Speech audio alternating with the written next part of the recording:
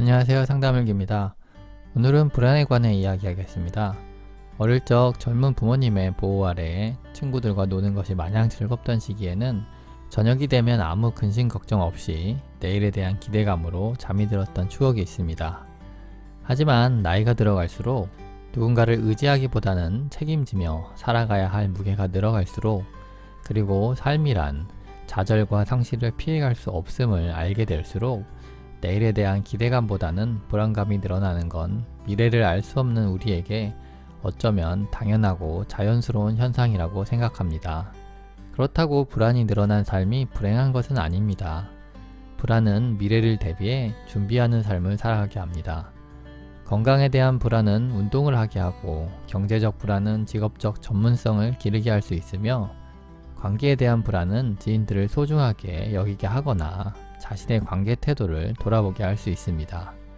이처럼 불안은 삶을 불행하게 만드는 요인이 아니라 오히려 성숙한 삶을 유도하는 순기능적 역할을 합니다. 하지만 지나치게 지속되는 불안은 미래를 대비하고 성장시키는 순기능적 면보다는 삶의 질을 하락시키는 역기능적인 역할을 하게 됩니다. 예를 들어 지속된 불안은 긴장된 상태가 유지되기 때문에 쉽게 지치고 중요한 것에 집중할 수 없도록 해 업무 성과를 떨어뜨리며, 여유와 편안함을 느끼지 못해 정신적인 피로가 풀리지 않아 작은 스트레스에도 예민하게 반응하고 쉽게 화가 나고 우울해집니다. 또한 잠드는 것이 어렵고 잠이 들었어도 자주 깨기에 육체적, 정신적 피로가 회복되지 않아 만성적인 피로나 우울을 느끼기 쉬우며, 반대로 활기차고 긍정적 정서를 느끼는데 어려움이 생깁니다. 대인관계에서 불안을 느끼는 경우에는 고립된 생활을 하게 만들고 직업적 선택의 폭도 좁아져 경제적인 어려움을 주게 됩니다. 이렇게 정상적인 생활을 할 수 없을 만큼 불안이 심한 질환을 불안장애라고 하며, 정신질환 편람에서는 불안장애를 다음과 같이 여러 가지 유형으로 설명하고 있습니다. 쥐, 벌레, 새와 같은 특정 대상이나 밀실, 높은 곳, 넓은 곳 등 특정 장소에 대해 공포감을 느끼는 특정 공포증, 다른 사람들 앞에서 창피를 당할 것 같은 사회 불안을 경험한 후 다양한 사회적 상황을 회피하게 되고 사회적 기능이 저하되는 사회 공포증, 사고나 전쟁 등 충격적인 사건에서 두려움을 느낀 후 그때 경험한 감정과 기억이 반복해서 떠오르는 외상 후 스트레스 장애, 막연하게 어떤 사건이나 활동이 잘못될 것 같다는 생각이 장시간 반복해서 떠오르면서 근심 걱정이 지속되는 범불안 장애, 갑작스럽게 죽을 수도 있다는 불안감을 느끼며 호흡곤란, 가슴 답답함, 심장박동 증가, 발한, 기절 등의 신체 증상이 동반되는 공황장애, 불안감을 주는 생각이 반복해서 떠오르고 그 생각을 없애기 위해 특정 행동을 반복하는 강박성 장애가 있습니다. 다양한 불안장애 종류처럼 그 유형에 따라 독특한 특징을 가지고 있기에 서로 다른 질환으로 볼 수도 있겠지만, 실제 상담을 하다 보면 불안장애를 호소하는 사람들은 대부분 두 가지 이상의 복합적인 불안장애를 호소하고 있고, 다른 불안장애의 특징들도 조금씩 가지고 있는 경우가 많습니다. 따라서 불안장애를 분리해서 보기보다는 불안이란 감정으로 나타나는 여러 가지 이상 증상 중에 사람에 따라 더 특징적으로 나타나는 차이가 있다고 여겨집니다.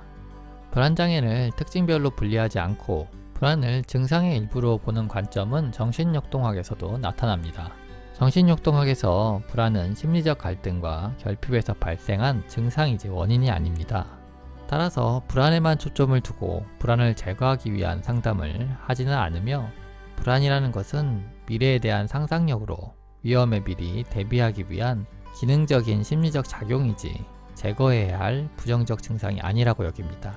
때문에 불안이 많고 적다는 것 자체가 문제가 되는 것이 아니라, 불안의 원인이 되는 무의식적 문제들의 해결을 통해 자아를 성장시켜 불안의 적응적 심리 상태를 가질 수 있게 하는 것을 치료의 목표로 합니다. 정신역동학에서 불안의 원인이 유아기 애착 대상과 관계상의 문제에서 발생한다고 봅니다. 예를 들어 아동이 보호자로부터 방임되는 경험을 했을 때 아동은 엄마의 사랑을 상실하거나 엄마 자체를 상실한 것 같다는 생각을 하게 되고 큰 불안에 휩싸이게 됩니다. 이 불안했던 사건 경험이 심리적으로 처리되지 못하고 무의식 속에 자리 잡게 되면 이후 불안장애의 원인이 되는 것입니다. 실제로 상담을 하다 보면 불안을 호소하는 많은 사람들이 어린 시절 방임이나 학대를 받아왔다는 것을 확인할 때가 많습니다. 그리고 이들은 대부분 불안장애 이외에도 우울증이나 다른 인격장애를 동반했으며 원인이 되는 심리적 문제들을 상담하는 것이 불안을 줄이는데 효과적인 모습을 보입니다. 하지만 양육 환경이 좋았어도 불안장애를 가진 경우도 있으며 불안의 원인을 발견하기 어려운 경우도 많기에 모든 불안장애를 치료하는데 무의식적 갈등과 결핍을 치료해야 하는 것은 아니라고 여겨집니다.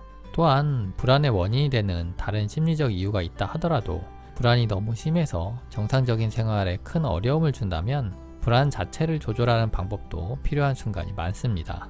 불안을 조절하는 대표적인 방법은 행동치료로서 불안과 신체 반응의 동조를 이용한 방법과 노출을 통해 불안을 감소시키는 방법이 있습니다.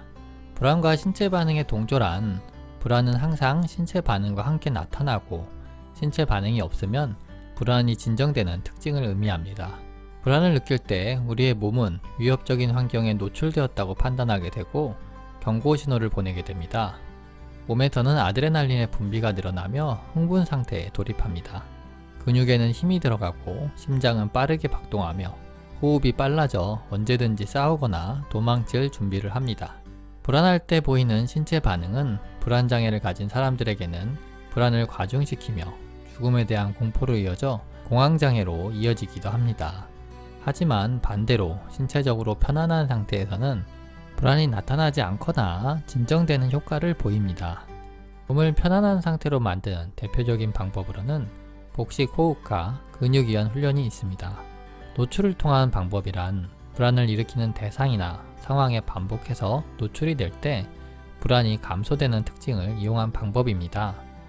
노출 방법을 적용하기 전에 앞서 말한 호흡과 이완 훈련을 통해 몸을 편한 상태로 진정시킨 후 불안을 느끼는 대상이나 상황에 단계적인 노출을 시도하는 연습을 하게 됩니다. 상상을 통해 적용하거나 사진, 동영상 혹은 실제 체험을 통해 노출의 강도를 높여가며 불안을 감소시켜 나갑니다. 행동치료와 함께 불안에 많이 사용되는 방법은 인지치료입니다. 인지치료란 불안을 느끼기 전에 비합리적인 사고가 먼저 발생한다는 전제를 조건으로 만들어진 치료 방법입니다. 예를 들어 A씨는 발표를 앞두고 불안을 크게 느끼는 사회불안 장애를 가졌습니다.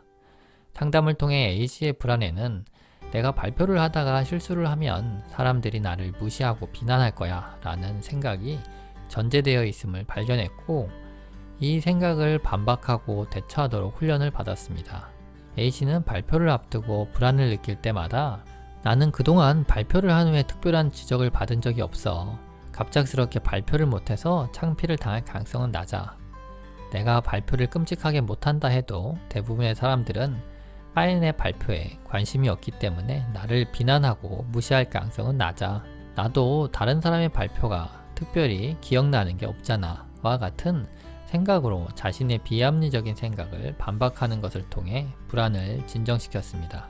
지금까지 상담을 통한 불안장애 치료 방법에 대해 이야기하였습니다. 이외에도 불안장애 치료를 위해 약물 치료와 운동도 효과적인 방법으로 사용되고 있습니다. 상담을 하면서 불안장애를 호소하는 사람들의 치료의 가장 중요한 요소는 불안을 일으키는 대상이나 상황에 회피하지 않고 마주보는 용기입니다. 반복되는 회피는 불안감을 높여 증상을 악화시키며 노출 기회를 가질 수 없게 해 치료의 기회를 잃어버리게 합니다. 특히 청소년들은 따돌림을 당한 후 타인에 대한 불안감에 관계를 회피하게 됩니다. 초기에 적절한 치료를 받았다면 빠른 시간 안에 건강한 모습을 회복할 수 있지만 많은 경우 회피만을 지속하다가 증상이 악화되어 은둔형 외톨이가 되어서야만 상담을 신청하는 안타까운 경우가 많습니다. 만약 당신이 지금 심한 불안으로 고통을 겪고 있다면 불안의 대상을 피하지 말고 적극적으로 맞서야 합니다.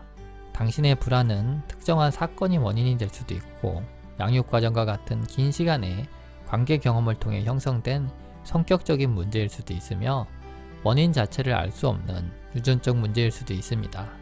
불안이 어떤 모습이건 불안은 노출될수록 불안의 강도는 줄어들며 더불어 심리적, 신체적 건강을 위한 노력은 불안을 통제하는 힘을 강하게 해줍니다.